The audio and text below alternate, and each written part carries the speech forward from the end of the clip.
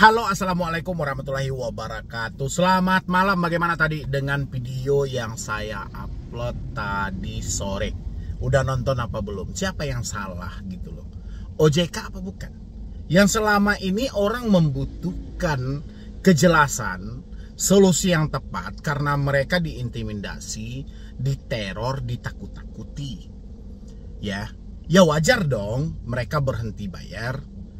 Ya, itu semuanya sudah salah OJK. Dan kali ini yang mau kita bahas masih dengan soal yang sama juga. Pinjol mana yang layak untuk kita bayar? Ya, karena orang-orang kan selalu menyampaikan tuh, utang ya dibayar, utang dibawa mati, kata debt collector kan seperti itu. Ya, dan dari orang-orang yang tidak mengetahui tentang pinjol pun juga halnya juga sama. Ya, hutang ya tetap hutang, hutang tetap dibayar. Tapi mereka tahu nggak dengan konsep pinjol yang seperti ini? Ya, kita telat sehari aja udah rasanya kita udah dimaling-malingkan, rasa kita sudah melarikan uang ratusan juta sampai miliaran. Ada nggak solusi yang seperti itu? Ada nggak solusi yang untuk mengatasi hal ini?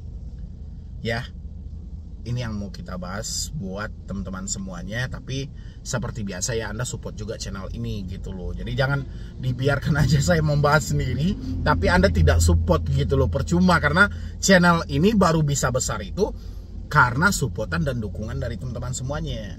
Ya, kalau enggak makin benci pihak pinjol sama saya kalau Anda tidak mensupport. Siapa lagi? Karena satu-satunya yang saya andalkan untuk mendukung saya adalah Anda semuanya. Karena saya melihat, iya benar gitu loh, wajar Anda tidak membayar pinjol. Karena pinjol mana yang layak untuk kita bayar? Ya, cobalah dari teman-teman semuanya, boleh. Rasa saya sampai detik ini pinjol masih mengutamakan dengan bunga yang besar. Aturan OJK pun cuma dianggap sampah oleh pelaku usaha jasa keuangan, jadi belepotan kan. Ya, hanya dianggap sampah, tidak pernah diikuti. Ya, bunga yang katanya 0,3%, habis itu bagaimana dengan soal biaya layanan? Ya, uang admin, uang administrasi, sampai dipotong 40% dari jumlah pencairan. Masuk akal nggak itu? Ya, pernah OJK tahu? Kan nggak pernah. Ya, OJK hanya berpatok, oke, bunga 0,3%, oke. Bagaimana jumlah pencairan yang tidak penuh? Ya, orang minjam 1 juta yang mereka dapat cuma 6,5. Berarti 35% telah dipotong.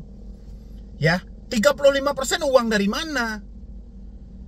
Ya, itu hal apa sih? Kalau memang 0,3% katanya, terus yang 35% ini bagaimana? Ya, teman-teman boleh jelaskan, pinjol mana yang memotong dana Anda dari pencairan sampai 30% atau lebih? Ya, isi di kolom komentar berapa pinjaman Anda dan berapa yang dipotong. Ya, makanya saya berani menyampaikan, belum ada pinjol itu yang layak sama sekali. Tapi OJK buru-buru menyajikan ini ke tengah publik. Ya, OJK belum menilai kesehatan pinjol ini bagaimana. Sudah sehat apa belum? Sudah layak apa belum? OJK tidak menilai. Ya, kasihan masyarakat yang buta dalam hal itu. Mereka lah yang akan menjadi korban. Ya, yang terjadi apa? Mereka memperkaya orang kaya. Ya, dan mereka yang miskin makin dimiskinkan. Bahkan duit mereka tidak ada, mereka diancam. Mereka tidak sanggup membayar, mereka akan diproses. Mereka dihadapkan dengan lawyer, dihadapkan dengan penagih hutang. Ini maksudnya ngapain? Ya, udah sekian puluh tahun Indonesia merdeka, kenapa masih dijajah hari ini di era digital? Ini penjajahan lebih parah dulu. Ya, sampai mereka nggak makan, sampai mereka buntu, sampai mereka bingung harus kayak mana gitu loh. Mereka sudah terlanjur masuk. Kalau salah, memang kesalahan mereka. Tidak ada yang bisa disalahkan lagi kecuali salah dari si peminjam. Oke, kesalahan si peminjam, dia meminjam. Tapi kesalahan dari OJK, kenapa ini disajikan dalam keadaan tidak sehat? Ini kesalahan OJK juga.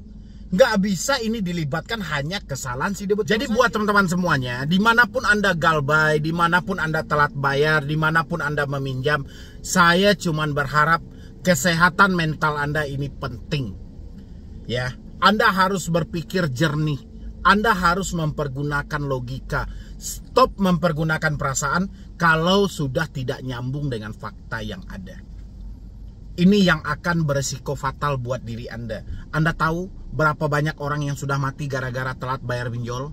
Karena kebuntuan dalam pemikiran dia, karena ketakutan yang terlalu berlebihan. Saya berharap Anda jangan sampai jadi korbannya. Jangan sampai Anda melakukan tindakan-tindakan yang merugikan diri Anda sendiri hanya dalih karena satu aja, karena tidak mampu bayar pinjol, karena telat bayar pinjol. Ya, ingat, pinjol itu resikonya cuma BI checking.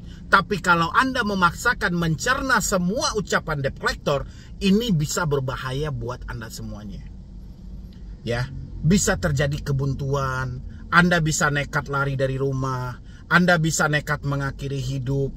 Itu berapa banyak kasus pidana yang mana dalihnya semuanya karena dikejar-kejar debt collector pinjaman online. Anda lihat perampokan rumah mewah, pembunuhan sadis, dan pokoknya saya nggak mau mendengar ada saudara-saudara saya berikutnya hanya karena telat bayar pinjol, tidak mampu bayar pinjol, Anda nekat melakukan hal seperti itu. Tolong robah cara berpikir Anda. Tidak ada yang sulit kecuali pemikiran Anda sendiri yang menyulitkan. Anda nggak usah mengandalkan solusi dari OJK. Ya, kan sudah saya bilang tadi, belum ada pinjol yang layak untuk disajikan. Tapi OJK memaksakan diri untuk menyajikan ini ke tengah masyarakat. Ya, efeknya apa? Efeknya seperti ini. Banyaknya pengangguran, orang di PHK di mana-mana gara-gara teroran debt collector ke kantor.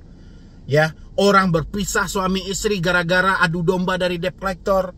Orang bertengkar ibu dan anak gara-gara debt collector. Tahu nggak OJK sejauh itu? Nggak tahu. Ya, OJK hanya tahu Anda yang salah, Anda yang minjam. Kenapa tidak baca ketentuan? OJK juga menyampaikan di TV One, seandainya Anda bayar tepat waktu, Anda tidak akan dihubungi oleh debt collector. OJK menganggap pinjol adalah dana KUR yang disubsidi oleh pemerintah. Tidak seperti itu. Ya, kalau KUR nggak ada masalah, bunganya memang tipis banget karena ada subsidi dari pemerintah. Kalau pinjol tidak seperti itu. Ya, bahkan bunganya berlipat-lipat 100% kalinya gitu loh. Ya, yang membingungkan, kadang sudah kita cicil malah nambah. Sudah kita bayar nggak lunas. Mau lapor kemana?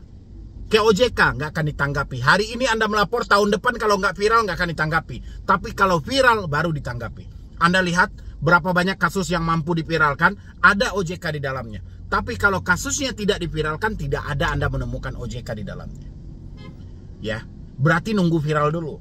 Kalau viral ada media yang membayar. Ya, media meliput. Jadi dengan media meliput itu menaikkan nama OJK, makanya mereka hadir. Tapi kalau nggak viral, nggak akan hadir.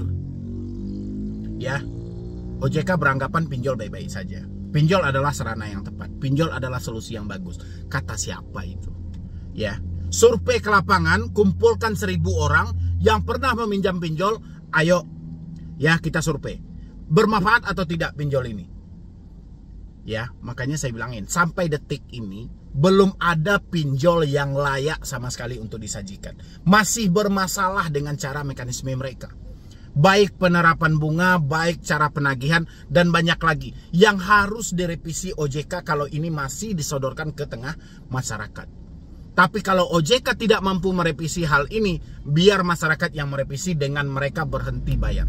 Sudahlah, Anda jangan gali lubang tutup lubang lagi. Jangan gadaikan harta-harta benda Anda. Jangan berasumsi yang aneh-aneh. Kalau Anda tidak mampu, stop bayar pinjol.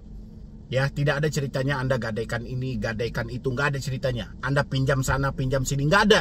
Yang ada malah menambah beban Anda saja. Ya, saya tanya buat teman-teman semuanya, siapa di sini yang terjebak di pinjol malah banyak hutang di offline? Hutang offline, hutang sama tetangga, hutang sama teman, hutang di kantor. Siapa? Hanya gara-gara di pinjaman online. Banyak, tidak terhitung jumlahnya. Hutang online menumpuk, hutang offline juga menanti. Ya, siapa yang salah? Siapa yang mau bertanggung jawab dalam hal ini? Ya, itu buat teman-teman semuanya. Anda pergunakanlah logika Anda dengan maksimal. Kalau Anda pengen lepas dari jeratan pinjaman online, tolong kendalikan pemikiran Anda. Tolong sinkronkan antara hati dan pemikiran Anda. Jangan sampai berlawanan. Dalam hati Anda katakan saya gagal bayar aja. Dalam pemikiran bagaimana kalau dia datang? Itu nggak sah. Ya, yang ada itu menghancurkan diri Anda. Tapi kalau hati Anda mengatakan stop bayar, pemikiran Anda juga harus mendukung. Oke, saya harus berhenti bayar. Iringi dengan logika Anda. Jangan perasaan Anda tidak iringi dengan logika Anda, hancur jadinya. Ya, mungkin dari saya cuma itu aja. Melalui kanal YouTube yang kecil ini, mudah-mudahan saya mampu untuk mengedukasi Anda. Minimal saya bisa mengurangi korban-korban berikutnya atas kejahatan dan intimidasi dari pinjaman online. Ya, jadi sekian dulu dari saya, Medi Broni. Wassalam.